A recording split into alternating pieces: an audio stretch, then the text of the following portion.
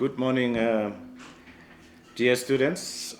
Those of you that are taking the classroom teaching and management, I am your tutor for this module. And this presentation will take you through the important aspects required for your examination preparation. My name is Nhlanhla Lupahla. This module is taken by all students that are preparing themselves as teachers: DJPE, DPPE, DS, DE, BSP, ACPE, and ACSE. So, welcome to this classroom teaching and management module. In essence, what is this? It is the science and practice of teaching and classroom management. Some people would consider this as the license that one gets to practice as a teacher. It is important to know the expectations in order to manage your classroom successfully. The module focuses on different educational paradigms, theories, practices, guidelines, principles of teaching and learning from a broader perspective, which one needs to understand as you prepare yourselves for the exam. The presentation is not the only source for your learning and preparation, and this is not the entire scope for the exam. It is a general guide, and you need to study all the units given in your study guides to prepare yourselves adequately. The sources of knowledge that are at your disposal for your preparation are your tutor.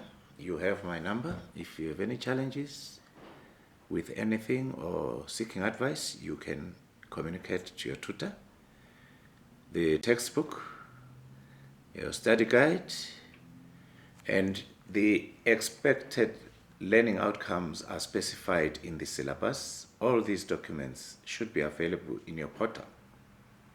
And any other relevant sources of knowledge, it would be internet sources. And here I need to emphasize that when it comes to internet sources, be very careful that there are some sources that are not authentic.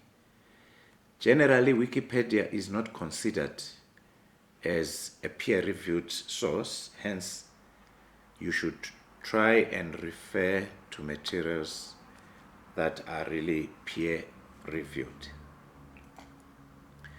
The module overview: your module has 9 units. Unit 1, you are expected to discuss key features of effective teachers and the teaching process. Unit 2, you should be able to design and explain elements of learning sessions. This is part 1, which constitutes the theory of teaching and learning. Unit 3, you should be able to analyze and design different types of lessons or learning sessions, which constitutes the practical component. Unit 4, it's important that you also investigate and apply cooperative methods. There are a number of cooperative methods that appear in your study guide, and you should be clear about how appropriate each one is for a given situation. Unit 5, discuss and facilitate learning by using a variety of methods. Unit 6, discuss and apply creative methods.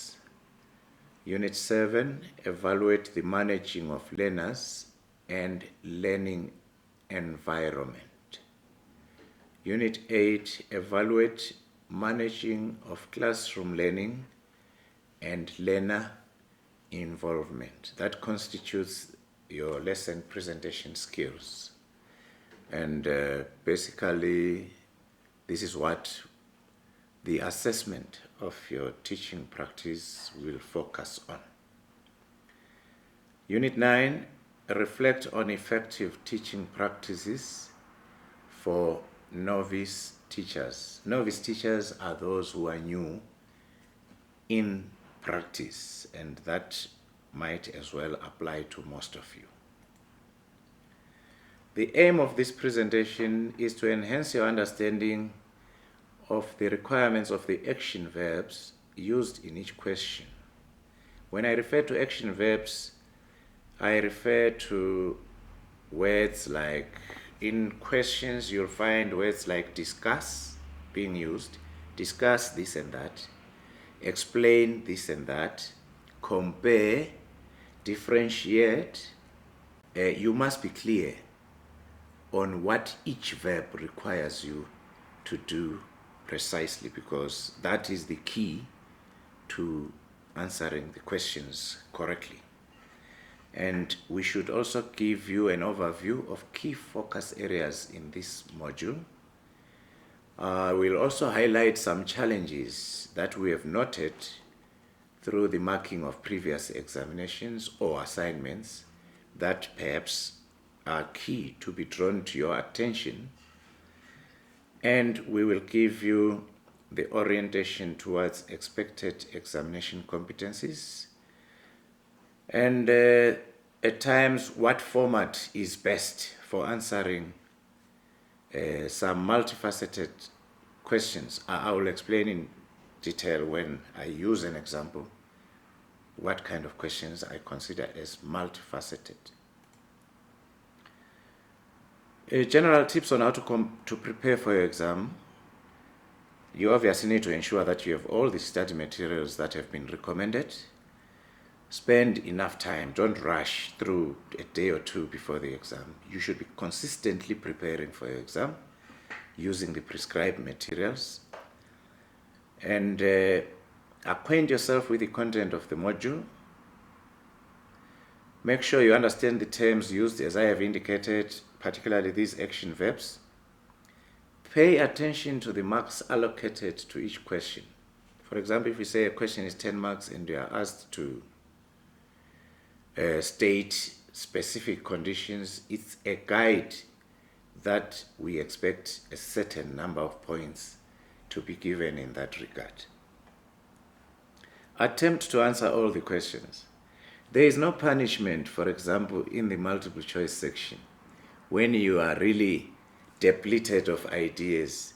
Rather than leaving the question empty, you might as well take a gamble and say, this is my best guess. You are not punished for that. It's strange how some students would leave multiple choice questions completely unanswered. Revise your assignments, and as indicated already, ask your tutor if any clarification is required. Acquaint yourself with the definition of common action verbs that appears in your study guide. I'm not going to go through all of them, but as an example, I have taken a few. Analyze, for example, means examine information in detail to discover the main ideas, components, patterns, or relationships. Compare, indicate both similarities and difference of phenomena regarding particular criteria. I actually want to put more emphasis on these questions that require you to compare. It means you will have two sides. For example, if we say compare learner-centered education and teacher-centered education, you can only get a full mark when you say something about learner-centered education, then you relate it to its comparative on the other side. For example, if you say, in learner-centered education, learners are actively involved, then you go to the other side and say, in teacher-centered education, learners are passively participating. That is how you get awarded a mark. It has to tie to both ends. And it's important that when you give a point, you look at an equivalent point on the other side. And that is comparing. And therefore, the best presentation for that would be a table format where you have your two columns, Put one side learner-centered education, the other side teacher-centered education. Discuss point by point in that format. It makes the presentation of your answer or response comprehensive and easy for the markers to follow, and so on and so on. It's important that when you go to the exam, you are aware of the structure of the question paper. It's like when you're driving and you don't know where you are going. You know, it's good to avoid accidents, that I know this area has wild animals, this area is like this. It's important, therefore, that you familiarize yourself with the question paper. It reduces the nervousness because you know, I am going to spend this time on this. Roughly, you budget your time through your paper and you are not meeting any surprises. There is section 1, which is multiple choice questions. Usually the first question, you are required to match the correct word in column A with the correct phrase in column B. You are familiar with that already. In the matching questions, the matching must be done such that each word in column A is matched to exactly one and only one phrase in column B. Why I'm saying this is because you may be tempted to believe that a word appears to match to 2 phrases. In that regard, you need to look at the best match such that it becomes a 1-to-1 match. You could use arrows to show the matching words, phrases, or simply next to the number 1, you say my match is phrase A. You put the letter next to your selected number. And then answering multiple choice questions requires that you read the whole question before glancing over the answer options. Don't be tempted to just say, rush and get excited, I know this already. Read through the whole question and develop the answer first in your mind. Read all the answer options. Eliminate the obviously incorrect answers. Select the best answer, and if need be, make an educated guess. This is what I was saying. Don't leave any question unanswered. You will not be penalized for incorrect answers. Section 2, the structured questions.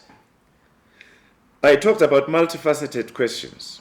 For example, list 2 disadvantages of a textbook,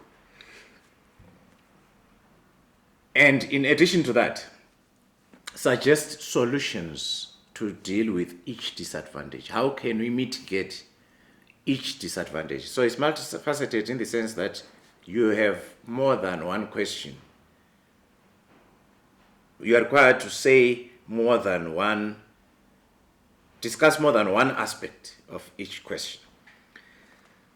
An example, the column presentation again, you look at disadvantages, you look at solutions. For example, if you say the textbook can get lost or damaged, you need to say how we can mitigate that. So as a teacher, you should ensure that learners store their textbooks, for example, covered securely in plastic to ensure the longevity of the textbook. That's why when we say children must cover in plastic, it is not an act of making it look just beautiful. It's about storage and extending the life of the textbook. Weak readers and learners with learning styles based on seeing or hearing do not benefit much. Remember, the textbook, you are using your sight. You are reading. But there are those who are weak in reading, and the textbook therefore might not be the best resource to use for such learners. So in such a case, when you suggest the solution, you would say, as a teacher, I would supplement the use of the textbook with other audiovisual sources videos, audio recordings, etc., etc. You can actually tell that the classroom teaching and management module does not just require you to memorize your study guide.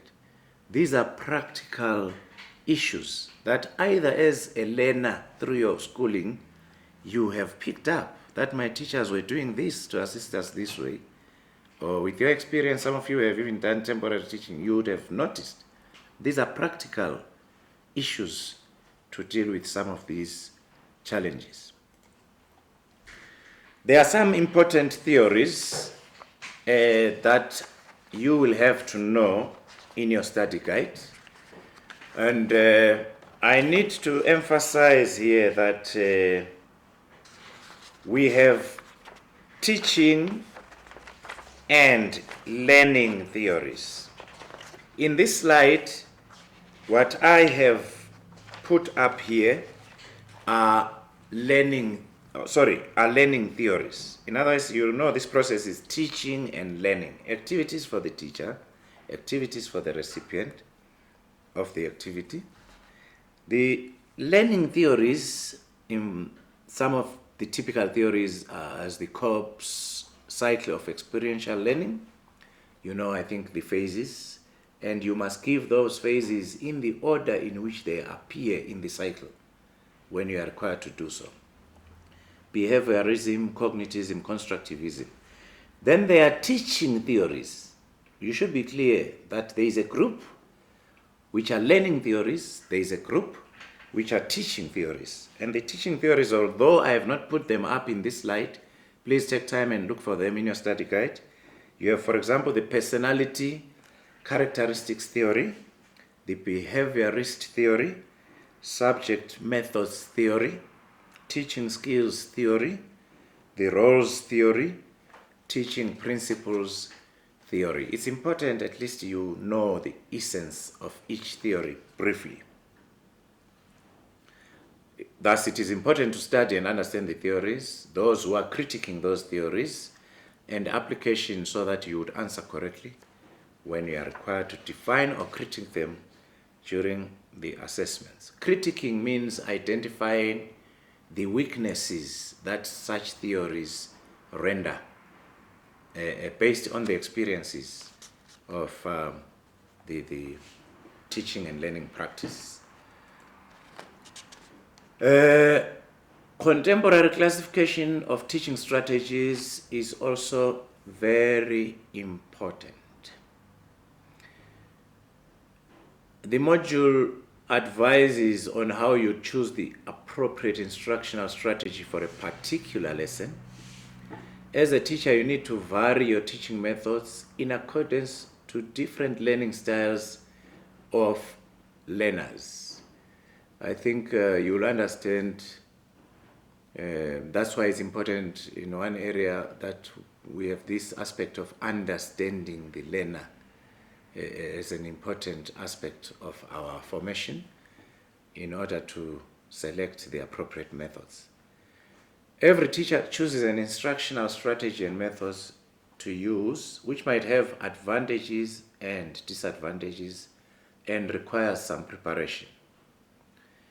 Examine also the dimensions of emotional intelligence and how teachers can develop their learners' emotional intelligence. In other words, as teachers, we prepare our learners holistically. It's not just teach them to pass the subject content, but we want these learners to also develop affective values, their emotions. They should be able to develop their values that make them acceptable citizens in the communities.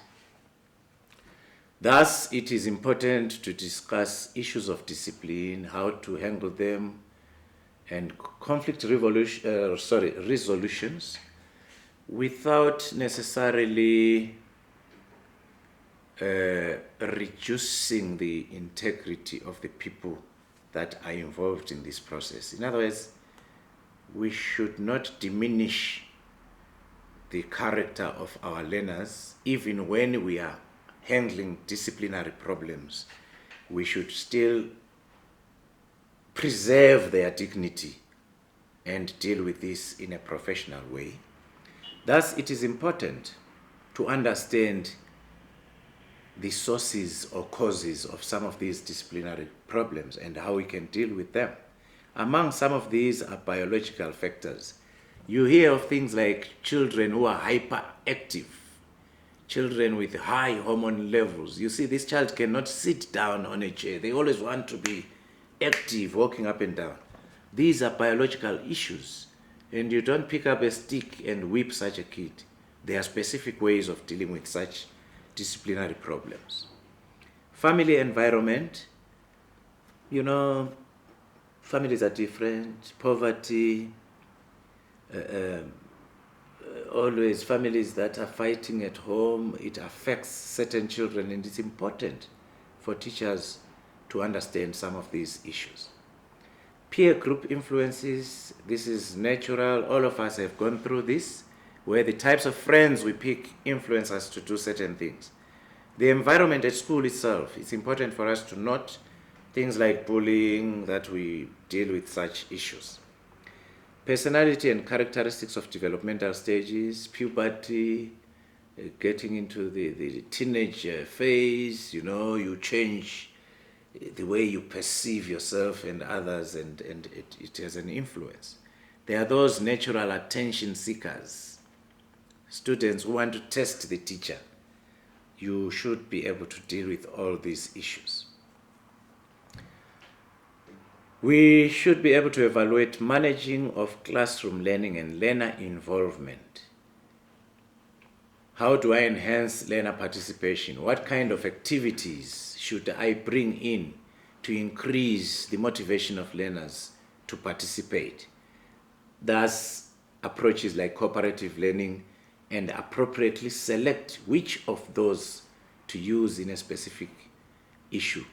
There's jigsaw games which ensure the participation of all the learners in a group. Explain the features of effective classroom communication, principles of giving praise and criticism, effective use of teaching learning resources, discuss the components of lesson presentation, know steps to develop self-directed learning skills. An important aspect of the indirect teaching strategy or learner-centered education is to foster self-directed learning skills. You have no steps that are important in this regard. Let us learn that.